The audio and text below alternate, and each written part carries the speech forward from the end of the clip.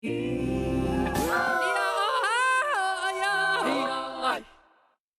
legislature could soon be in its longest session ever as the opposition parties push for an extension through August. Tariff talks with the United States are not finished yet, but there's already speculation about the impact on Taiwan's exporters.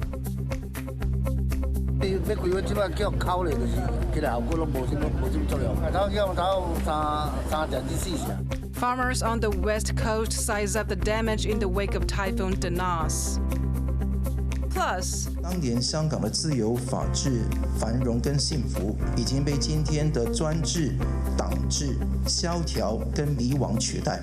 Hong Kongers in Taiwan say that even as Hong Kong's sweeping national security law enters its fifth year, people should not look away from the territory's situation.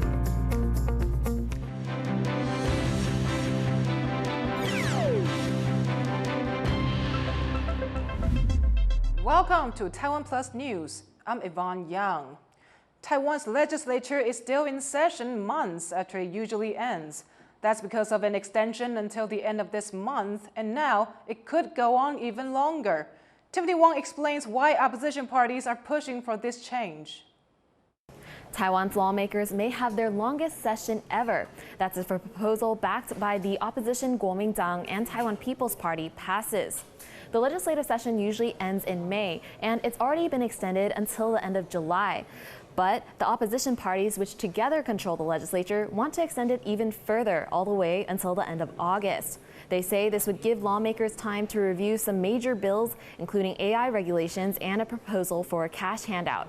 The extra 2 months would also give them time to review President Lai Ching-te's second round of justice nominees for Taiwan's top court. That's been sitting in limbo since new regulations for rulings were put in place earlier this year. The ruling Democratic Progressive Party has questioned the motivation behind the extensions, saying it could allow KMT lawmakers to push legislation to help them win voter support in recall votes. 26 KMT lawmakers are facing such votes in July and August. But if the session is extended again, the balance of power in the legislature could change if at least 12 lawmakers are removed. That could give the DPP the edge they need, at least until the seats can be filled in a by-election. With just weeks to go before the first round of recall votes, lawmakers will be working hard to mobilize voters and prove their competence in the legislature. Chris Ma and Tiffany Wong in Taipei for TaiwanPlus.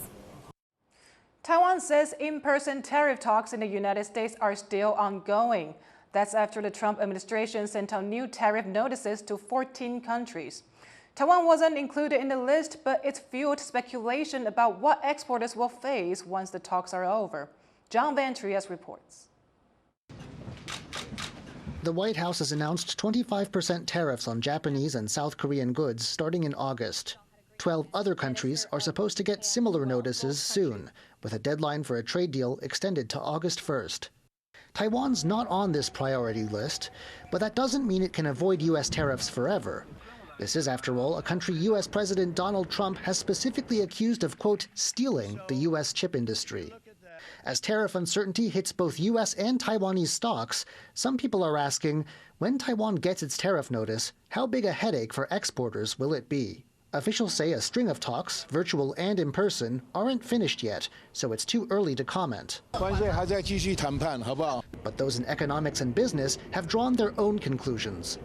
Some imagine a tariff rate far lower than the 32% the Trump administration first announced in April, before hitting the pause button. 一般的关税哦，我猜大概在15% 左右，应该是一个合理的推测。如果我们跟我们的竞争对手国来比，那我们的关税并没有特别高的话，其实以台湾厂商的竞争力和韧性来讲，其实受到的影响其实是不会太大的。But others say the tariff rate itself isn't the only problem for exporters. The Taiwan dollar has strengthened against the U.S. dollar in recent months. That makes Taiwan's goods more expensive, and when added to the tariffs, this could be more than many businesses can take. 假使关税是超过20几%或者30%，加息下就40-50%，40-50%我们是受不了的，很多的这个厂商就可能出走。And there could be another tariff just on chips coming by late August, making things even tougher for Taiwan's firms. After a long period of reliance on the Chinese market, Taiwan has been exporting more and more to the U.S., and in some months, the U.S. is Taiwan's biggest market. In May, for instance, the U.S. bought 30% of Taiwan's exports, compared to the roughly 27% for China and Hong Kong combined. So there's a lot riding on trade talks with the U.S. as the time for talking runs out. Alex Chen and John Van Trieste for TaiwanPlus.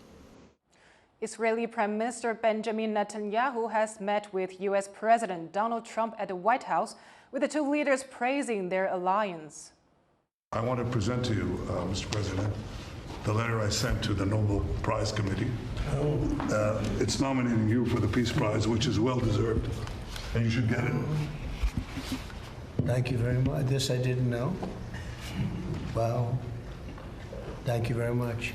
Thank you. Coming from you in particular, this is very meaningful. Thank you very much, baby.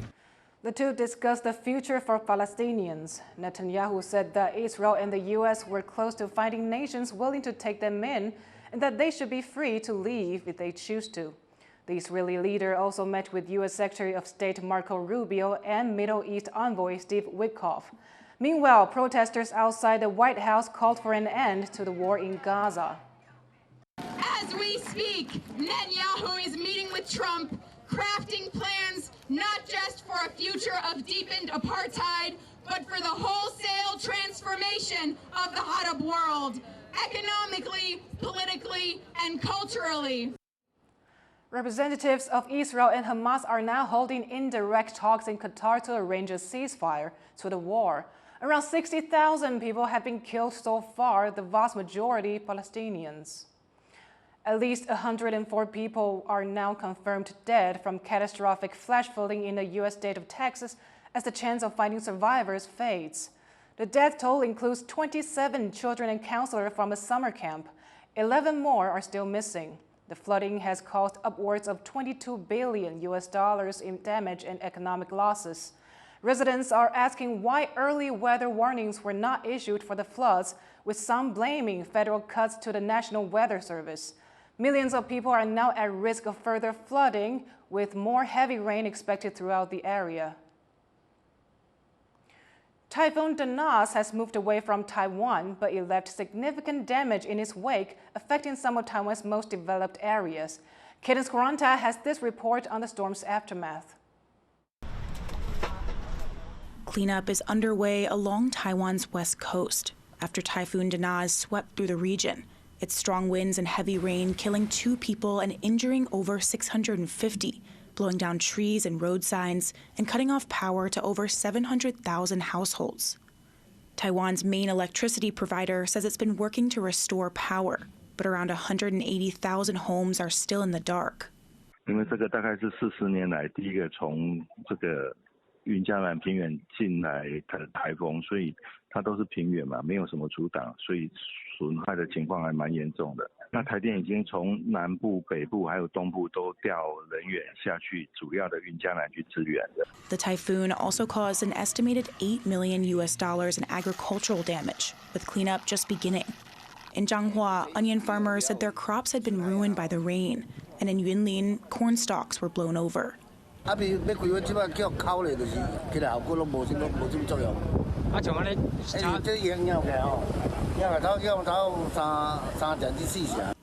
hardest hit crop was pomelos, swept off their trees by large gusts of wind.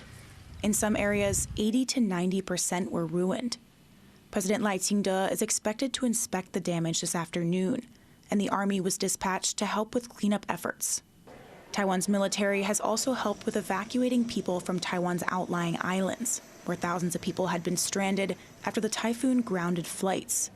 They arranged planes to transport over 500 people out of Taiwan's Jinmen Islands near China, but many others are still waiting on standby for flights. Taiwan is now clear of Typhoon Danas, but the damage it's caused remains, affecting people's lives and livelihoods with a tough cleanup ahead. Justin Wu and Cadence Quaranta for TaiwanPlus.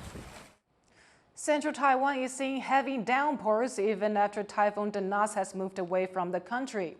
In Changhua, floodwaters rose to knee level at the historic Lugang Tianhou Temple, submerging incense burners and offering tables. Members of the Hong Kong community in Taiwan are marking 5 years since Beijing imposed its draconian national security law on the territory. They are urging the public to keep a close eye on how the situation there continues to unfold. Alan Liu reports.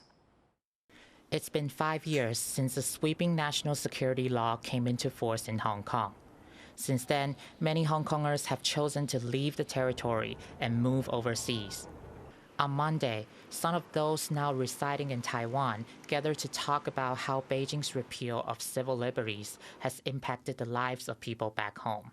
当年香港的自由、法治、繁荣跟幸福，已经被今天的专制、党制、萧条跟迷惘取代。红色恐怖横行，自我审查猖獗。 Since the law took effect, scholars say schools and public institutions have stepped up so-called patriotic education, teaching the importance of always keeping China's interests in mind. For example, since 2022, universities in Hong Kong have made national security courses mandatory. School teachers must undergo national security training, and young people hoping to become civil servants must pass exams on the matter.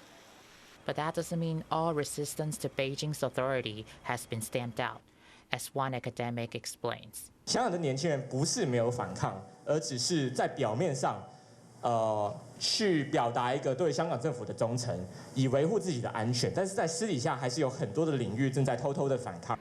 Hong Kongers want the Taiwanese public to keep paying attention to what's happening in Hong Kong. They are also calling for more support for Hong Kongers choosing to relocate to Taiwan under the current political climate to help them settle and rebuild their lives. Ryan Wu and Alan Liu for TaiwanPlus. Coming up after the break, we look at the unique challenges Chinese spouses face trying to break into Taiwan's politics. Stay tuned.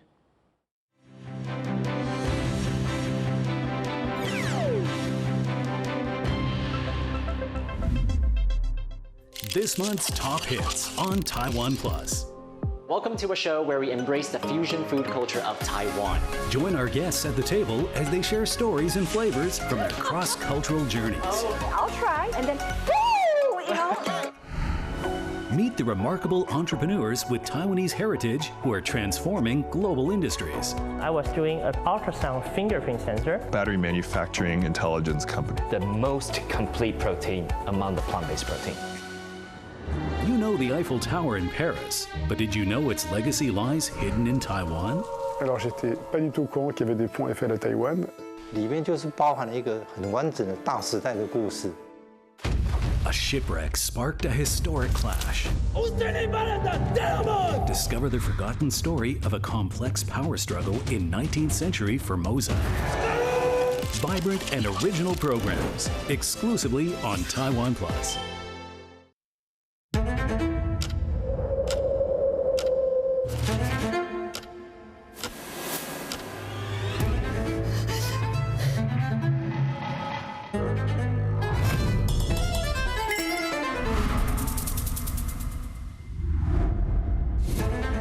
过人生的话，你发现说，我们大部分都是爱美。我自己少遇见一朵花，我可能就不是这个样子。开始思考什么叫做一个本土性。大声的唱出来说我是台湾人。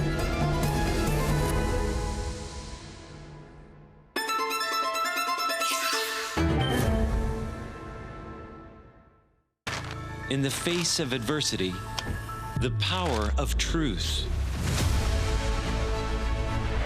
A roadmap for a just and open world, charted by the freest country in Asia. Taipei for TaiwanPlus. TaiwanPlus News, a voice of freedom in Asia.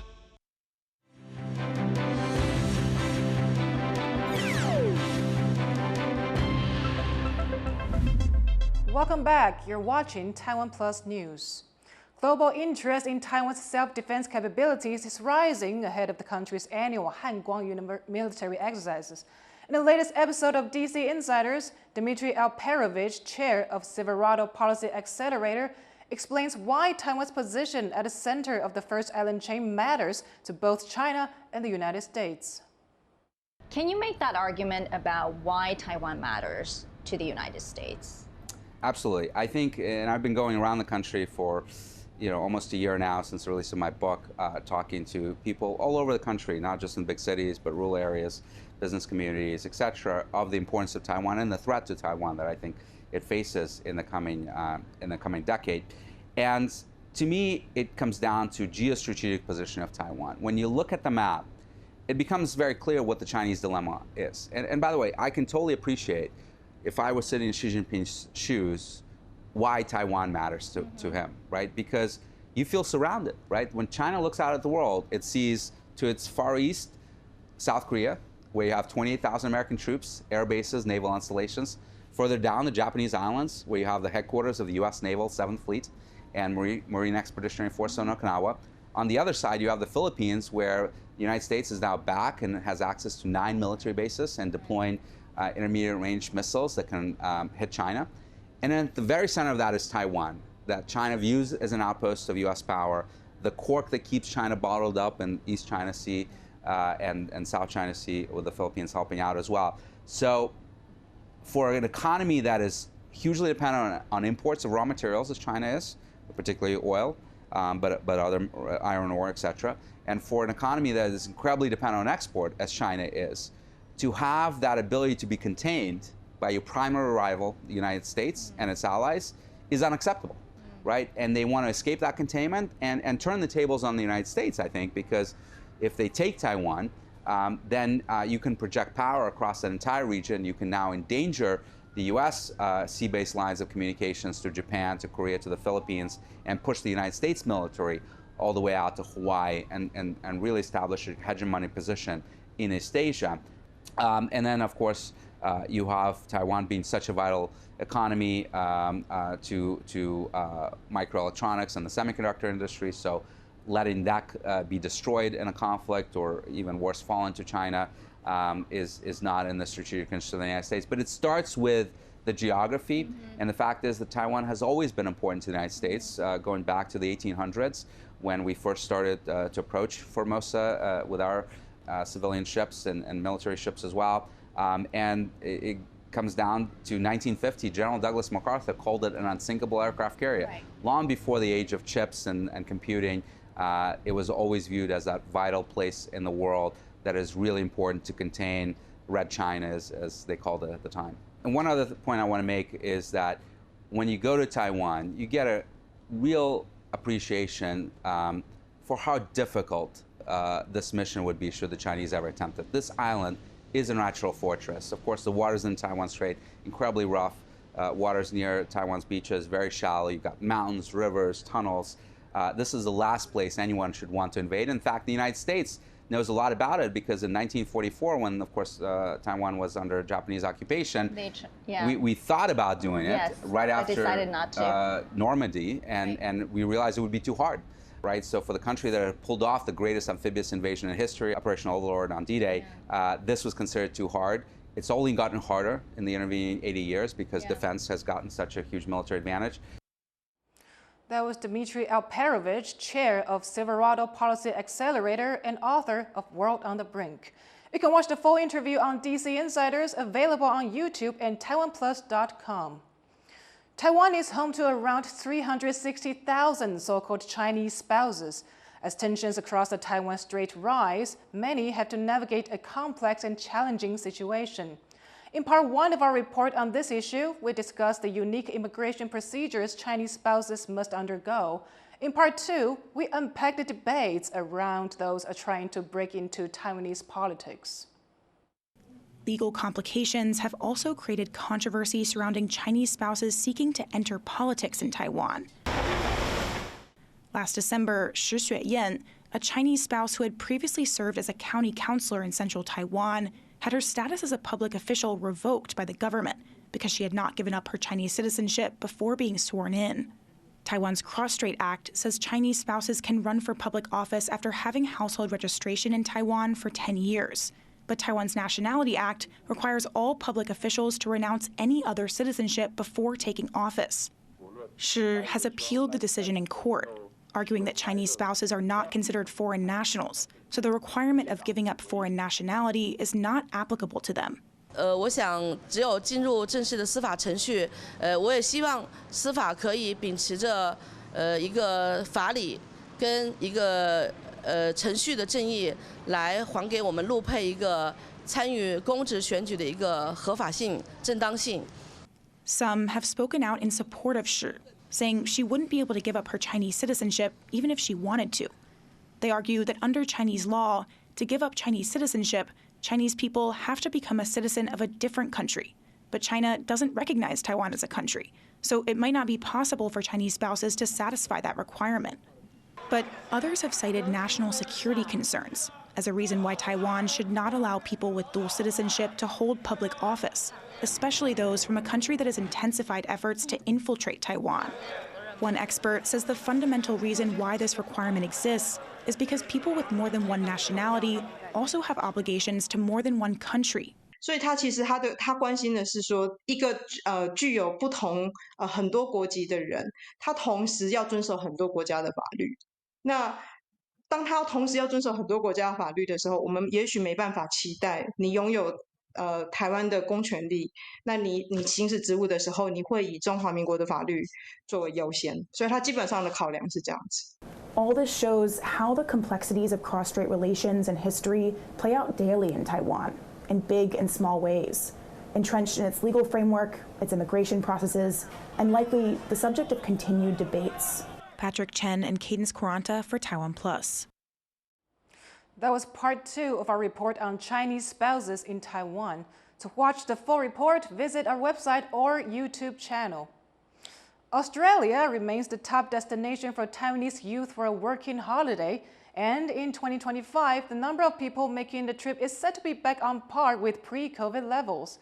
Lauren Pettimore sees why thousands are heading down under and how the comeback changed.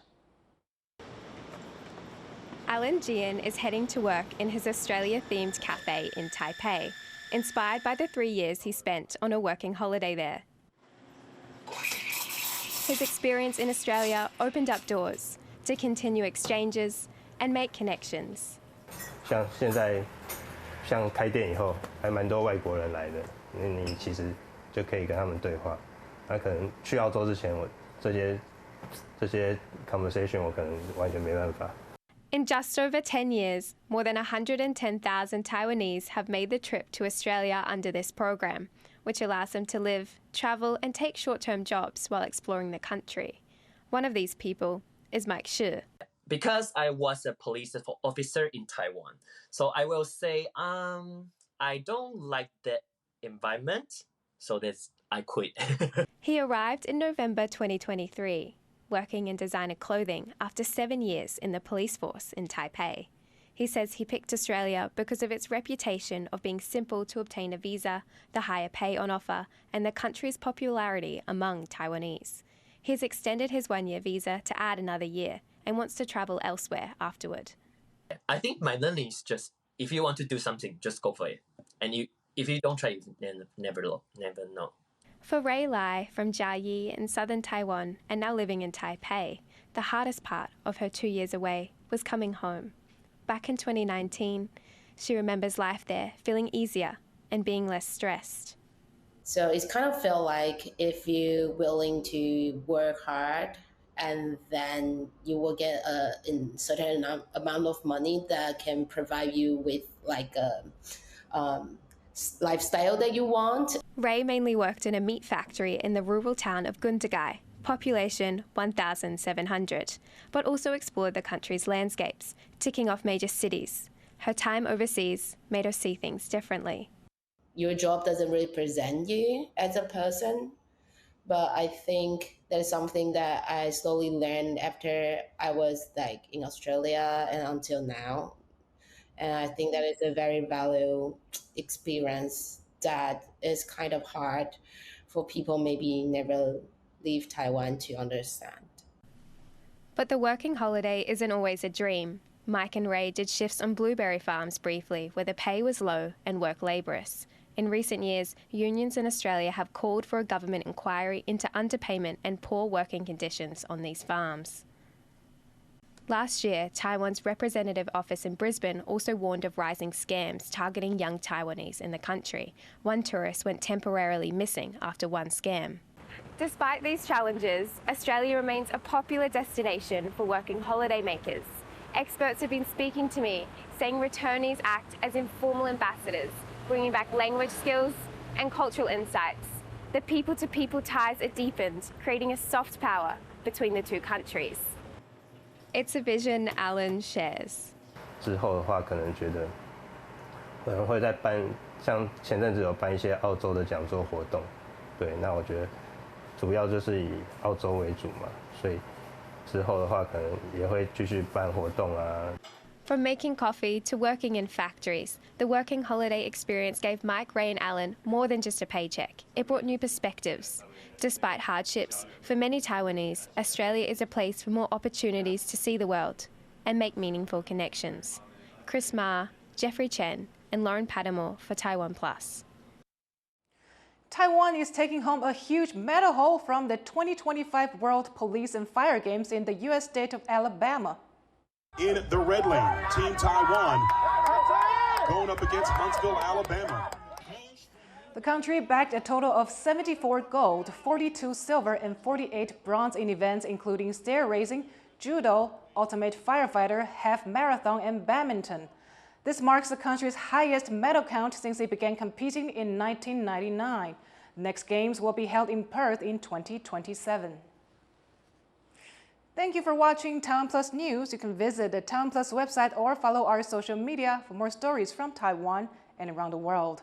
Finally, take a look at people helping these protected birds called black kites make a comeback in Chiayi. I'm Yvonne Yang. Take care, and I'll see you next time.